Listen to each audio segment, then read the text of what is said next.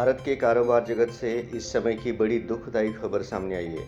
देश के दिग्गज कारोबारी टाटा समूह के प्रमुख रतन टाटा का निधन हो गया। 86 वर्षीय रतन टाटा की तबीयत बीते कुछ दिनों खराब चल रही थी। उनका मुंबई के ब्रीच कैंडी अस्पताल में इलाज चल रहा था। रतन टाटा के निधन पर कारोबार जगत में शोक की लहर छाई है। एक कारोबारी से कहीं ज्यादा परोपकारी जैसा जीवन जीने वाले रतन टाटा के निधन से लोग उदास है। रतन टाटा के निधन पर प्रधानमंत्री नरेंद्र मोदी ने श्रद्धांजलि दी है। उन्होंने सोशल मीडिया मंच एक्स पर लिखा, रतन टाटा एक दूरदर्शी बिजनेस लीडर, दयालु आत्मा और एक असाधारण इंसान थे। उन्होंने भारत के सबसे पुराने और सबसे प्रतिष्ठित व्यापारिक घरानों में से एक को स्थिर नेतृत्व प्रदान किया। साथ ही उनका योगदान बोर्ड रूम से कहीं आगे तक गया। अपनी विनम्रता, दयालुता और हमारे समाज को बेहतर बनाने के प्रति अटूट प्रतिबद्धता के कारण उन्होंने कई लोगों का प्रिय बना दिया। रतन टाटा की गिनती भारत के बड़े कारोबारियों में होती है। शायद ही कोई ऐसा घर होगा जिसमें टाटा का कोई सामान यूज नहीं होता होगा। टाटा के बारे में कहावत है कि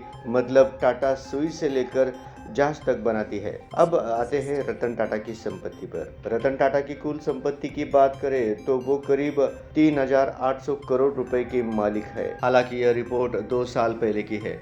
2022 में रतन टाटा की कुल संपत्ति 3,800 करोड़ रुपए आंकी गई थी।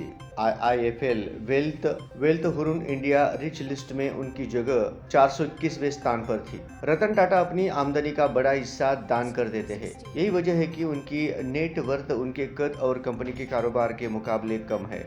रतन टाटा कारोबारी से साथ साथ परोपकारी के रूप में मशहूर हुए। टाटा ट्रस्ट बनाकर उन्होंने अपनी कमाई का बड़ा हिस्सा परोपकार पर भी खर्च किया। Tata trust health care, education और रूरल डेवलपमेंट में काम करती है। रतन टाटा की कोई संतान न होने के कारण उनके उत्तराधिकार पर अटकलें लंबे समय से लगाई जा रही थी। अब जब उनका निधन हो चुका है तो यह चर्चा और तेज हो चुकी है। यह सवाल उठ रहा है कि अब 3,800 करोड़ रुपए के विशाल टाटा समूह की कमान कौन संभालेगा। रतन टाटा के संभावित उत्तराधिकारियों में नोएल टाटा का नाम आता है। नोएल रतन टाटा के सौतेले भाई है। नोएल टाटा के 3 बच्चे हैं, माया टाटा, नेबिल टाटा और लिया टाटा। ये तीनों टाटा ग्रुप में अलग अलग जिम्मेदारी संभाल रहे हैं। कहा जाता है कि आने वाले दिनों में इन्हीं में से किसी को रतन टाटा का उत्तराधिकारी माना जाएगा।